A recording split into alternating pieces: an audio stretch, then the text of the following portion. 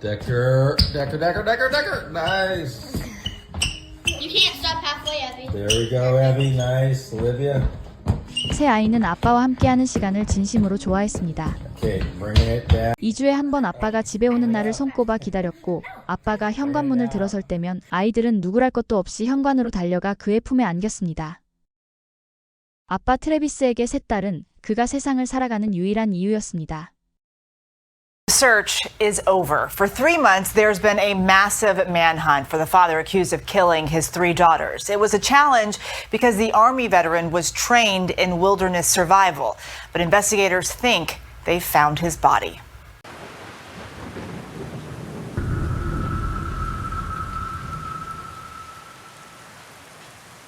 (2025년 5월 30일) 워싱턴주 웨나치 경찰서에 한 여성이 다급한 걸음으로 문을 열고 들어왔습니다. 그녀의 이름은 휘트니 데커로 얼굴은 눈물로 얼룩져 있었고 붉게 부은 눈가에는 깊은 피로가 묻어 있었습니다. 휘트니는 경찰에게 떨리는 목소리로 전 남편 트래비스 데커가 아이들을 데리고 나갔는데 아직 돌아오지 않았어요 라고 말했습니다. 그녀의 셋 딸은 몇 시간 전 아빠 트래비스와 함께 외출했습니다. 그러나 그는 약속된 귀가 시간인 오후 8시가 지나도록 아이들을 데려오지 않았습니다.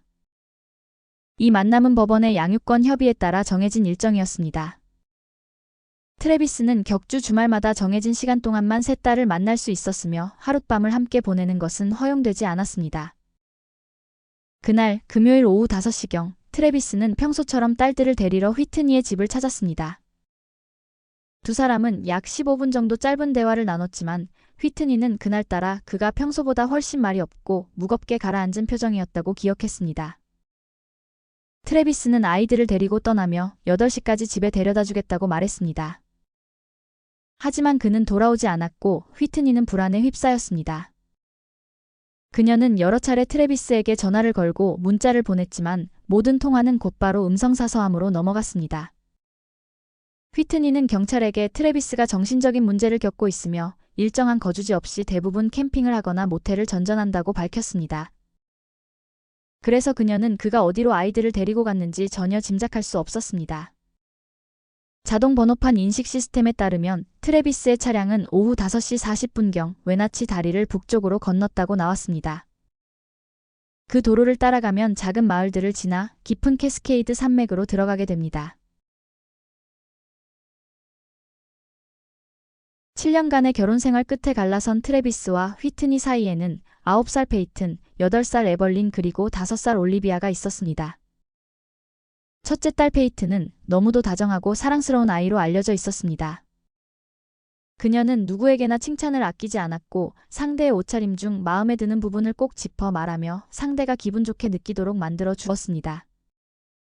페이튼은 사람들에게 따뜻함을 전하고 모두가 관심받고 있다는 느낌을 갖게 하는 특별한 재능을 가진 아이였습니다. 둘째 딸 에벌린은 조용한 편이었지만 자신감 있고 고집 있는 소녀였습니다. 립스틱과 간식 그리고 무엇보다 그녀의 곰 인형을 무척 사랑했습니다.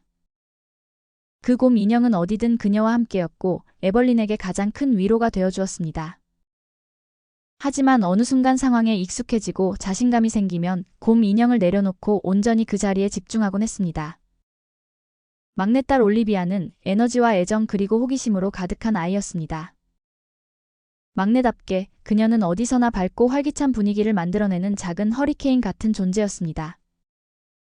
겁이 없는 성격 탓에 부모의 심장을 철렁이게 할 때도 많았습니다.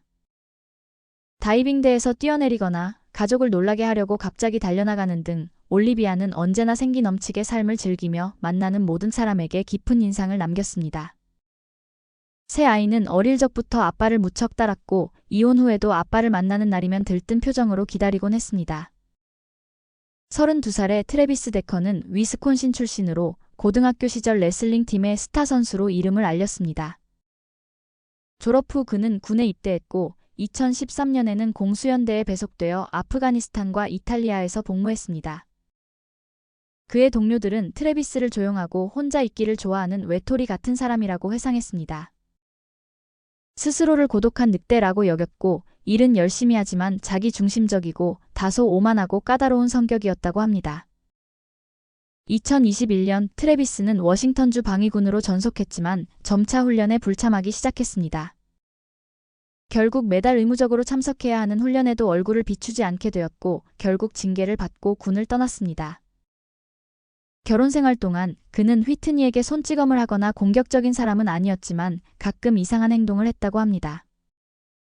예를 들어 아무 말 없이 집을 나가 버리거나 휘트니가 깊이 잠든 한밤중에 갑자기 고함을 질러 깨우는 일이 있었습니다. 그의 정신 건강이 악화되면서 부부 사이는 금이 갔고 결국 2022년에 이혼을 하게 되었습니다. 그럼에도 불구하고 트래비스는 아이들에게 좋은 아버지로 여겨졌습니다. 그는 딸들의 축구 경기나 연극 공연에 항상 참석했고 아이들과 함께 시간을 보내는 걸 즐겼습니다. 하지만 그는 때때로 별거 아닌 일에 아이들에게 화를 내며 소리를 지르곤 했습니다. 트래비스는 경계성 인격장애 진단을 받았고 약물 치료를 받고 있었습니다. 또한 PTSD 증상도 의심되었지만 공식적으로 진단되진 않았습니다. 법원이 정한 양육 계획에 따라 그는 정신건강 치료와 분노 조절 상담을 받아야 했는데 초기엔 잠깐 참여했지만 곧 중단했습니다. 처음엔 세 딸과 하룻밤을 함께 보내는 양육권이 허락되었지만 그가 거주지를 잃은 뒤 그 권한은 철회되었습니다. 2025년에는 보험 없이 운전하다가 적발되기도 했고 5월 초에는 경미한 교통사고를 냈습니다. 당시 상대 운전자는 큰 피해가 없다고 하여 넘어갔지만 사건 발생 단 3일 전인 5월 27일 보험 없이 또다시 사고를 냈고 이번엔 벌금형을 받았습니다. It was rolling and everything was going and all of a sudden I hit him. I don't know how all of a sudden it felt like he was sitting at a stop. My light was green, all the other cars were rolling. I wasn't on the accelerator. I was still just getting my foot off the brake because I know this light's usually really slow. Yeah. 트래비스는 사고 사실을 부인하지 않았으며 평소보다 침착한 모습으로 사고 경위를 말하고 경찰의 지시를 잘 따랐습니다. 하지만 이번 사고로 인해 내야 하는 벌금 약 150만 원은 그에게 큰 부담이었습니다. 그는 홈임프루브먼트 매장에서 일하고 있었지만 양육비 때문에 급여가 압류되고 있었으며 게다가 주거와 돈 문제로 인해 자신의 반려견을 포기해야 할지도 모르는 상황이었기 때문입니다. 앞으로 내야 할 벌금에 당황스러웠지만 그는 일단 경찰의 지시에 성실히 따랐고 상대 운전자와도 서로의 안부를 묻고 악수한 뒤 자리를 떠났습니다. 비록 그는 겉으로는 침착하게 행동했지만 사실 트래비스의 정신 상태는 매우 불안했습니다. 그의 직장 상사조차 그의 정신 건강을 걱정할 정도였습니다. 직장 동료들은 변덕스럽고 알 수 없는 그의 성격 때문에 점점 거리를 두었고 상사는 그가 한계점에 다다른 것 같았다고 회상했습니다. 그럼에도 트래비스는 자신의 인생에서 가장 소중한 존재인 세 딸을 위해 성실히 일하며 버텨보려 했습니다. 하지만 정해진 거처도 없이 불안정한 생활을 이어가던 그는 점점 더 지쳐갔습니다. 사건이 일어나기 일주일 전 트래비스는 전 아내 휘트니에게 전화를 걸어 다시 시작하자고 말했지만 휘트니의 대답은 노였습니다. 또한 그는 수년간 연락이 끊겼던 남동생에게 전화를 걸어 화해를 시도했고 아버지에게도 연락을 취했습니다. 그 모든 것은 무너진 관계를 되돌리고 싶었던 그의 절박한 몸부림이었지만 결국 아무것도 통하지 않았습니다. 그리고 며칠 뒤인 2025년 5월 30일 트래비스는 세 딸과 반려견을 데리고 사라졌던 것입니다. 그가 이렇게 아이들과 함께 사라진 것은 처음이었기에 휘트니는 혼란과 공포에 휩싸였습니다. 트래비스는 평소 연락이 잘 되는 사람이었고 늦거나 무슨 일이 생기면 항상 문자나 전화로 알려주는 사람이었습니다. 단 한 번도 연락이 끊기거나 아이들을 제 시간에 데려다주지 않은 적이 없었습니다. 그렇기에 그의 실종이 확인되자 경찰은 즉시 트래비스에 대한 수배령을 지역 전역에 내렸습니다. 웨나치 경찰은 앰버 경보 발령을 시도했지만 거절되었습니다. 그저 아이들을 아끼는 아버지와 함께 있을 뿐이며 아이들이 위험에 처했다는 증거가 없다는 이유 때문이었습니다. 결국 경보 발령은 지연되었고 그 사이 소중한 시간이 흘러갔습니다. 다음 날 5월 31일 토요일 이 사건은 지역 전역에서 큰 뉴스로 보도되었습니다. 세 딸 중 한 명이 지역공원 행사에 참석할 예정이었기에 경찰은 혹시라도 그곳에 나타날까 싶어 잠복했지만 트래비스도 아이들도 끝내 모습을 드러내지 않았습니다. Where do you think he might be headed? He was last pinged going out of Leavenworth, the 76 station. So I'm thinking up in the mountains. He prefers a secluded area with maybe some running water and a nice campfire. And so probably somewhere in there. Whitney doesn't know, but she wonders if his truck broke down or if his phone died. He's never done anything like this before. He's always very responsive if there's any deviation to the parenting plan that's necessary. So this was really unexpected. Yeah, well, I'm so sorry you're going through this. What do you want to say to them and to the girls? I just love them so much, and I hope they're safe. I hope that their dad is safe, and then I just hope that he realizes that he can bring them home and that we can figure out anything else after this. 그 주말 내내 수색은 이어졌지만 트래비스와 세 딸의 흔적은 어디에서도 발견되지 않았습니다. 그리고 월요일 아침 경찰은 트래비스에게 3건의 미성년자 불법 구금 혐의로 체포영장을 발부했습니다. 같은 날인 6월 2일 수색 범위가 슐란 카운티 전역으로 확대된 가운데 경찰은 끔찍한 발견을 하게 됩니다. 오후 4시가 조금 안 된 시각 웨나치에서 1시간가량 떨어진 태평양 북서부의 깊은 숲속 캠프장에서 순찰 중이던 한 경찰이 트래비스의 트럭을 발견했습니다. 그런데 그 안은 공포영화의 한 장면 같았습니다. 트럭 안에서는 혈흔이 발견되었고 주변에는 비닐봉지와 케이블 타이들이 흩어져 있었습니다. 지원 병력이 즉시 투입되어 주변을 수색하던 중 트럭에서 약 60m 떨어진 비탈 아래서 차갑게 식어있는 세 자매를 발견했습니다. 그야말로 끔찍하다는 말로도 부족한 광경이었습니다. 각자의 머리에는 비닐봉지가 씌워져 있었고 손목은 케이블 타이로 묶여 있었습니다. 검식한 결과 질식사로 판명되었습니다. 집에서 곧장 이곳으로 끌려온 듯 아이들은 집을 떠날 때 입고 있던 옷 그대로였습니다. 그 모든 일을 저질렀을 것으로 보이는 트래비스 데커는 어디에도 없었습니다. 트럭 안에는 음식, 지갑, 담요가 있었고 캠프장 근처에는 텐트와 쿨러도 발견됐지만 그의 흔적은 없었습니다.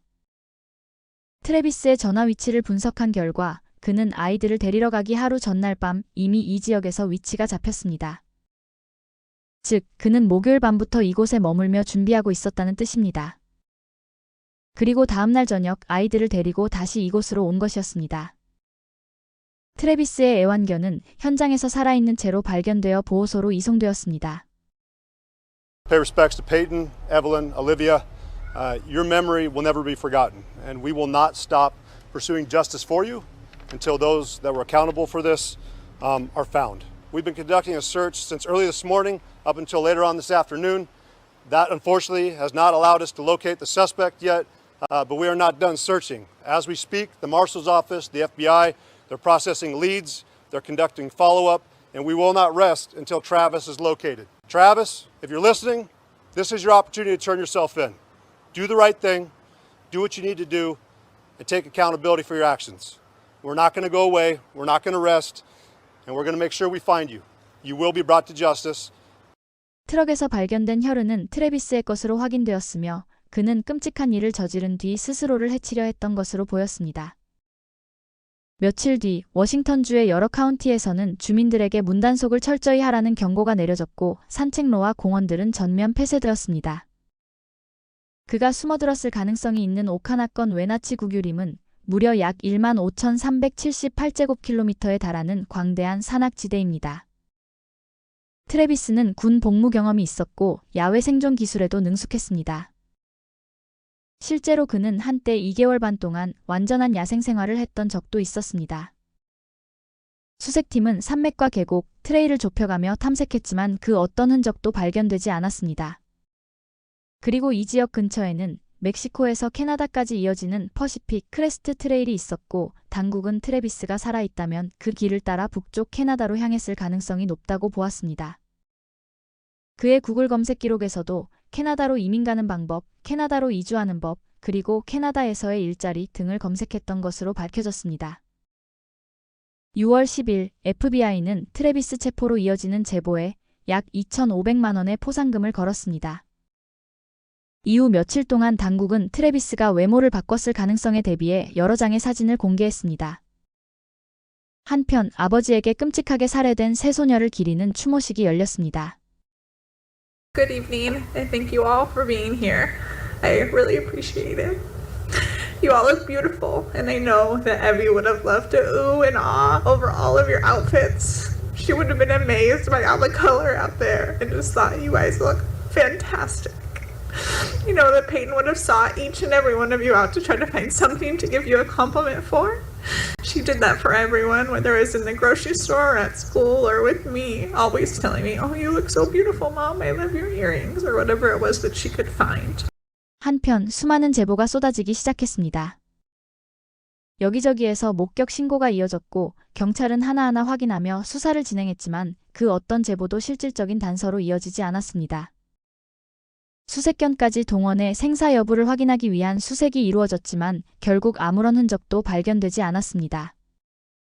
수색은 이미 3주째 이어지고 있었지만 그는 여전히 잡히지 않았습니다. 웨나치와 키티타스 카운티 일대에서 광범위한 수색이 이루어졌지만 모든 노력은 허사였습니다. 시간이 지나며 수색은 점점 축소되었고 7월 말 당국은 공식적으로 수색 인력을 일부 감축하겠다고 발표했습니다.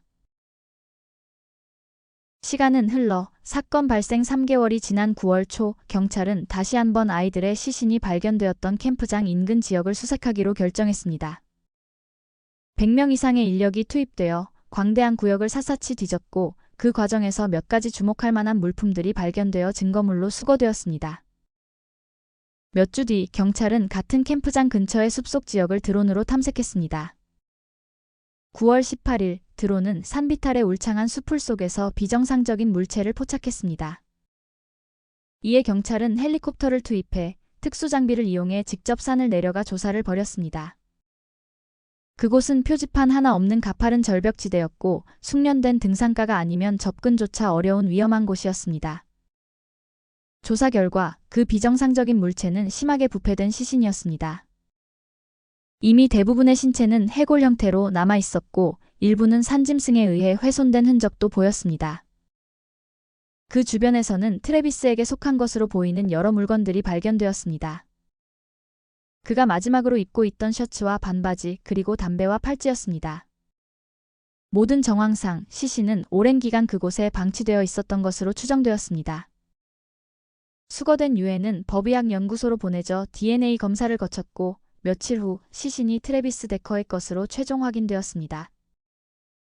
시신은 검시관 사무실로 이송되었으며 검시관과 의료진은 사망 원인과 사망 시점을 규명하려 했지만 심한 부패로 인해 정확한 사망 원인 규명은 어려울 것으로 보입니다. 그가 왜 그런 일을 저질렀는지는 아무도 알 수 없습니다. 일부는 그가 휘트니에게 벌을 주려는 왜곡된 분노 속에서 극단적인 선택을 했다고 보고 또 다른 일부는 아이들이 차라리 죽는 게 낫다는 병적인 신념에 사로잡혔을 가능성을 제기했습니다. 정황상 그는 이미 철저히 계획된 행동을 한 것으로 보입니다. 세 딸을 데리고 떠날 때부터 이 끔찍한 일을 실행할 의도를 품고 있었던 것입니다. 결국 트래비스 데커의 죽음은 그가 왜 그리고 어떻게 그곳에서 생을 마감했는지조차 알 수 없는 채로 영원히 미스터리로 남을지도 모릅니다. 영상 제작에 힘을 보태주실 분들은 구독, 좋아요, 알림 설정 부탁드립니다.